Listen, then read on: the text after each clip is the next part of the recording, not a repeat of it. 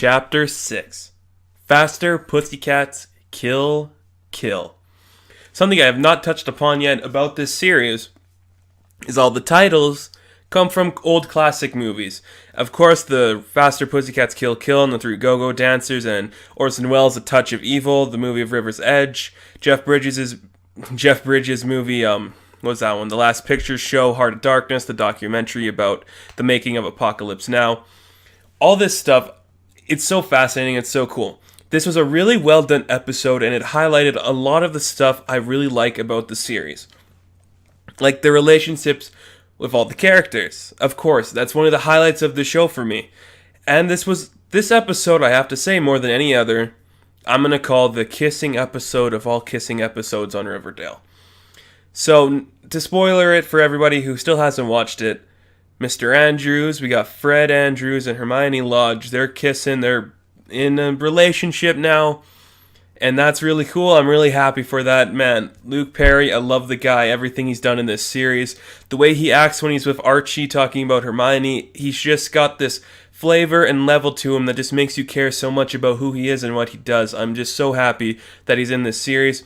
And then Hermione Lodge, she is just wonderful too. I love these characters, and their chemistry is so good. I'm so happy they started to date in this series.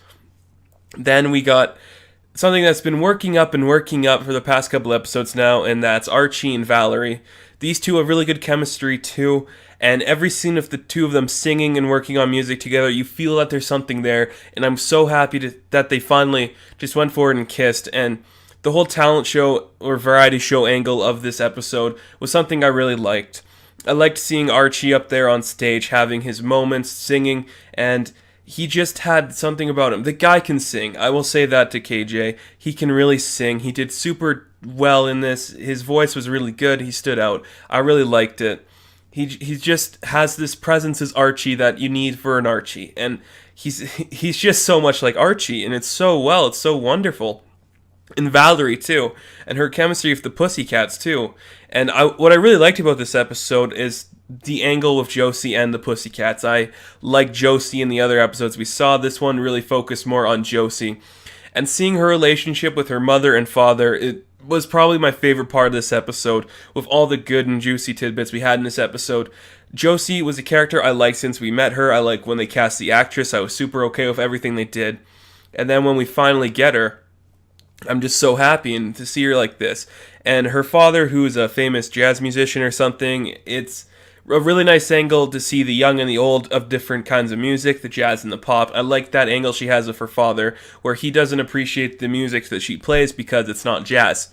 I completely buy that. I completely understand the justification of wanting to do that. I love that. It's a really intriguing angle where he likes that she's a musician and he respects all of that, but because it's not the same music that he liked or that kind of stuff, it really makes for an intriguing piece. I really think that's really smart. It's a really grounding way to make the character of Josie have this more underlying pain with her. And when she's singing with the Pussycats at the variety show and her father walks out because he didn't like the music, that was heartbreaking. It was so hard to see her trying to hold back the tears as the song's still going on. I love this character. Josie's becoming one of my favorite characters now. She did so well in this. I'm so excited to see where that character goes forward and everything that has to do with it. And going back to a character I really like, Veronica Lodge. Oh man, she's just become the voice of reason throughout this show. And she has a lot of problems in this episode, thinking about her parents and her future with her father. And it's a nice way to make the relationship between Fred and Hermione have an impact on more than just Archie.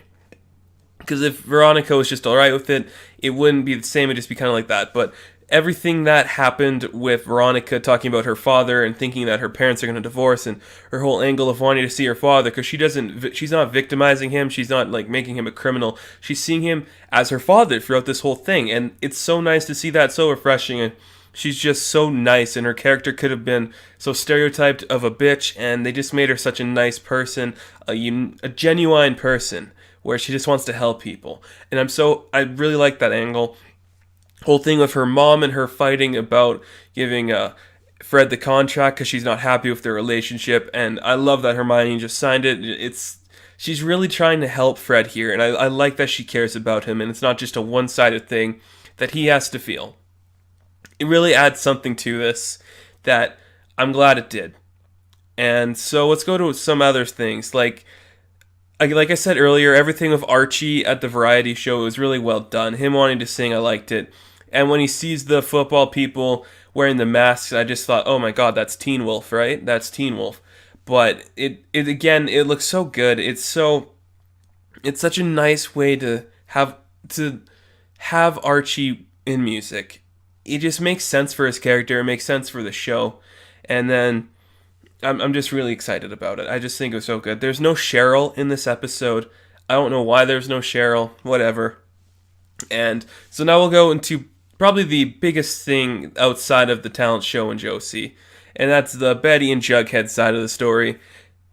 I like the beginning when we see Betty and Polly, right? Polly? Yeah, I think her name's Polly. We see Betty and Polly when they're younger, and they're in the room, and then it goes to Betty, and she's just trying to look okay, but she's probably really damaged. She's really hurt.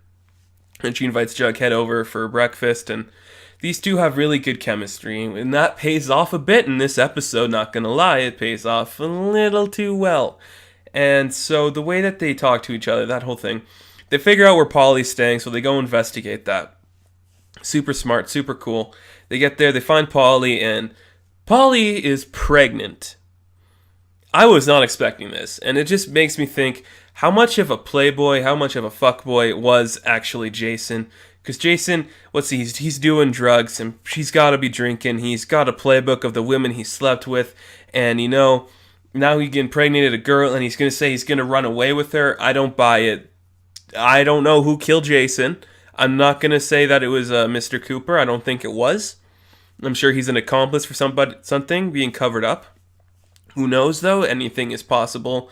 But seeing Polly pregnant, whatever her name was, it's so weird, but it makes sense. And I understand why she was pregnant. It just adds more to the story and more to her character to see her pregnant like this. There's so much happening with these characters that you stop and you just remember they're supposed to be teenagers. They're dealing with more problems than anybody has. I think that's a teenager. And sure, of course, there's people who have these issues as a teenager, but as a younger guy myself, I'm 18. I understand, I haven't gone through any of this shit. I don't, have a big variety show at my school. I don't have a lot of that stuff happening. It's just bonkers. It's bizarre, but it makes sense, I guess. I understand, why they're doing that. So Pauline's pregnant. Who comes to the rescue to get rid of Betty and Jughead is the Coopers. And the Coopers and Blossoms? The Coopers and Blossoms, they have such this weird rivalry going on that it makes you think, is any of them really the good guy? And Jughead has a great line where he says, this is later on, he says, "We're not our family, we are our own person." And I think it really makes sense, because if we learned a couple episodes back, Jughead's not like his father. He is trying to be somebody else. Super cool, super good. And we get probably my favorite kiss of the episode because of how random, and I wasn't expecting Betty and Jughead. And does Jughead like her? Does she like Jughead? I was intrigued. I love that angle, and they just kiss. It was such good chemistry. It paid off. There was a big payoff. I didn't think they'd go that route yet, but I guess because of the moment we have Valerie and Archie, we're not going to have Betty and Veronica pining for him. So I'm super cool with what they're doing with Jughead, and I'm so into that. Then they find the car, Jason's car, with all his stuff stashed in. They have the drugs in there and the jacket. And then after the sheriff goes to investigate it, the car burns, and we see somebody watching Betty and Jughead as they're looking at it. Who could that be? I think it's her mother. That's just me. Could have been Pauline after she broke out of the hospital. Man, so much is happening. So much is wrong with Betty's life. And then we just have Archie over here getting the girl, singing the song, being the hero. This is such a brilliantly made show. Everything they're doing is so intriguing. It's so gripping. You just want to see what's next and learn more about what's happening. And I can't wait for the next episode. It's going to be Jughead themed, and there's going to be some stuff with his father from the promo we saw. I can't wait. So that's going to do it for this review. Hope you see you in the next one, and I guess that made sense. Alright, good night. Good luck.